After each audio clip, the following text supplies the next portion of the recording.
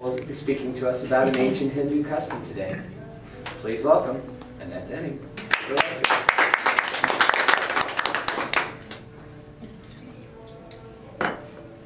Fellow Toastmasters, we counted 8 bodies burning that evening. We watched with morbid curiosity and fascination as this ritual unfolded before us. As night fell, the fires burned higher and brighter.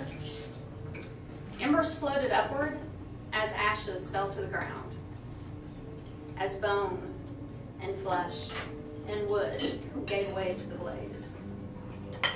We waited for that acrid smell of burning flesh to assault our noses, but instead the fragrance of sandalwood wafted through the air. All around our barge floated prayers, prolifically, in the form of candles and flowers and incense. This was our introduction to the cremation purification ceremonies on the Ganges River in Varanasi, India. From our barge on the river, we could see families starting the process at all different stages. In the beginning, the families would bring their loved one to the bank on a stretcher. They would lay their clothes aside and their shoes, cover them with a simple shroud, and take them into the water and dip them 5 times. 5 is a very mystic number for the Hindus. It represents all the elements that they believe in. Once the body was prepared, they would bring it to the domas. And the domas is somewhat of a funeral director. He will take over the ceremony for the entire time. He builds a 4-foot-high pyre of sandalwood, and the body is taken and placed on this pyre. The shroud is removed from the person's face so that they can see the moon or the sun. The body is anointed in oil.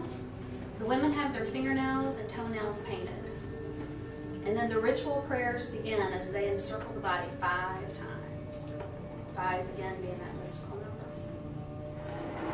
The domas will take the light and start the fire. For men, they started in the chest area, and for women, in the pelvic region. Once the fire is engaged, the family leaves, and the domas takes over. He waits for the body to burn. It takes about 3 hours, actually, for a human body to totally burned. He then sweeps the ashes and any remaining bone into this huge community pile of ash. The one we saw was about 6 feet tall and 4 feet wide. Wow. And it will slowly drift into the Ganges River, or it'll wait until the monsoon season comes and the rain washes it away. For this service, the domas is paid about $200. And that exchange actually has to go through a third party, because the domas is considered an unclean, untouchable caste. So he is not allowed physical contact with anyone outside of his caste, only with the corpse. Women are not allowed at the cremation ceremony.